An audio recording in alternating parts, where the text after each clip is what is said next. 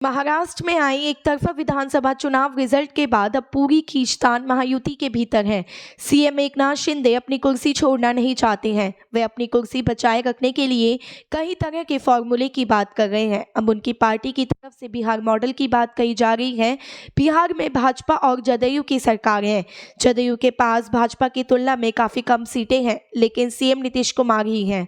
बीते 2020 के विधानसभा चुनाव में जदयू को मात्र 43 सीटें मिली, जबकि भाजपा के पास 74 विधायक हैं। बावजूद इसके राज्य में भाजपा को सीएम की कुर्सी नहीं मिली। दरअसल बिहार में नीतीश कुमार शुरू से एनडीए के चेहरे हैं। वे करीब 20 साल से राज्य में एनडीए का नेतृत्व कर रहे हैं। दूसरी तरफ भाजपा के पास नीतीश के कद का कोई नेता नहीं है।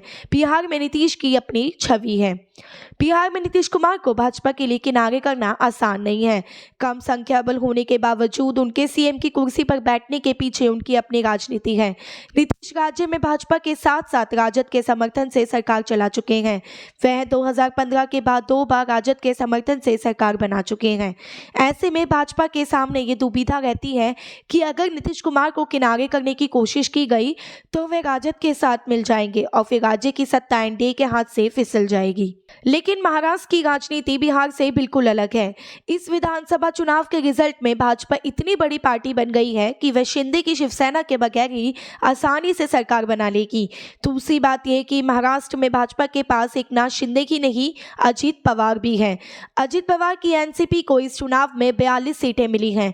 भाजपा के पास 132 सीटें हैं। 288 सदस्यीय विधानसभा में बहुमत के लिए 145 सीटें चाहिए।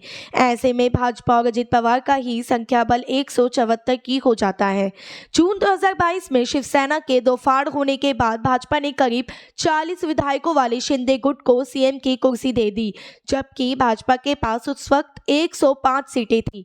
भाजपा ने ये बलिदान केवल और केवल महाविकास अघाड़ी को सत्ता से बाहर करने के लिए दिया, लेकिन उस वक्त भाजपा के पास दूसरा कोई विकल्प नहीं था।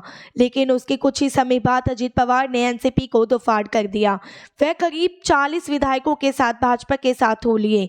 इससे सीएम एकनाथ शिंदे की हनक उसी दिन कम हो गई। इतना ही नहीं, तमाम रिपोर्ट्स में दावे किए जाते हैं कि अजित पवार और एकनाथ शिंदे के रिश्ते बहुत अच्छे नहीं रहे हैं। सूत्रों के मुताबिक अजित पवार ने सीएम पद के लिए भाजपा नेता देवेंद्र फडणवीस के नाम को आगे बढ़ाया है। ऐसे में एकनाथ शिंदे महायुति में अलग ढलक पड़ गए हैं।